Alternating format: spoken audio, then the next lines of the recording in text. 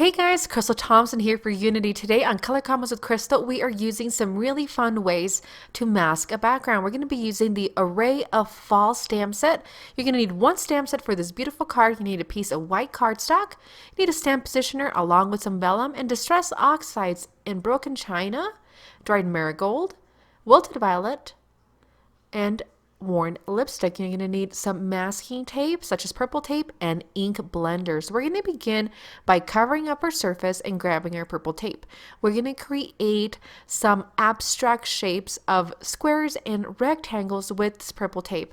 So I'm actually going to do one side mask and then come in and do different little sides. So I'm trying to figure out to not have the same shapes right next to each other. Each shape is going to be a different color. So you do want to think about your color placement and how far and how much of that specific color you're going to use. So I think one of the hardest parts of this is to remove the purple tape from itself. And I'm just going to create two little rectangles on the top, and then we'll have this very long one. We're going to begin with worn lipstick, and I'm going to grab my ink blender, and I'm going to start at the top, bringing that color down. Be careful not to get into your other squares or your other shapes so you don't have some color mixing.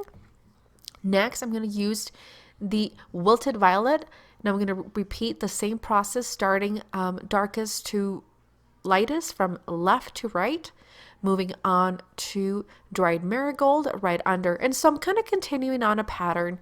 I'm going to move on to the broken china for that largest of the rectangles. And again, being super careful to not blend in some of my colors, and it kind of would defeat the whole purpose of masking. So we're going to continue that on. We're going to go back to that pink. I'm going to do that next color.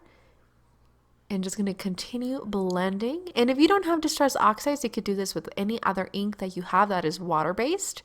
The reason I chose distress oxide is because I like the look of the water splatters. So I'm going to come in with my water brush.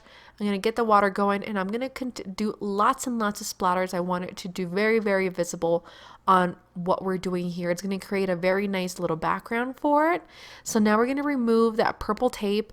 And one of the biggest tips I can give you is to roll your tape and don't pull up, because it will tear up the cardstock. So that is beautiful. Once it's revealed, we're going to let that dry off to the side. I have the Array of Fall. It's a gorgeous flower, and I have it on my Misty. And the reason why I have it on the Misty is because it does have a lot of details, and I felt that it was going to take a couple times of stamping on it, and using the watermark embossing ink. I gotta make sure that I get it all, and it is a little bit difficult when you're using clear ink to emboss. And again, gotta be super careful about getting it all, and I want it in the right place if I'm going to do multiple layers of this. Alright, so once we've removed that stamping, we're going to come in with white embossing powder, and we're just going to cover the whole thing.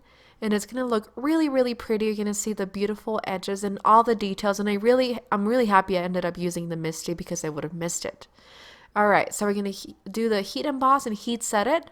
Next, directly on the card panel, we're going to emboss the sentiment with black embossing powder. Be sure that your water splatters and everything is completely dry so it doesn't stick to the cardstock.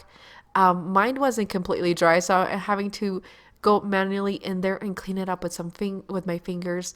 Come in with that heat gun and heat set the whole thing, and it's just going to really pop over those colors. And I really love that abstract look. Alright, so using foam adhesive, I'm going to place the foam on those white pieces. Because this is white foam, I felt you wouldn't be able to see it. You wouldn't be able to tell that you have foam pieces on the back. So on that side one, be sure that it's not too long and it's going to stick out from the flowers. And then that array of flowers, I actually had hand cut all around it, and we're going to place it all. So you're going to have this really pretty side of flowers, and then that black embossing is going to kind of stick right over that. And I just really like it. You could come back and do some embellishments. I'm going to leave it nice, clean, and simple, kind of matte coloring. And that does it. Thank you so much for joining me today. This is Crystal Thompson for Unity. I hope you've enjoyed this Color Combos with Crystal. Have an amazing day.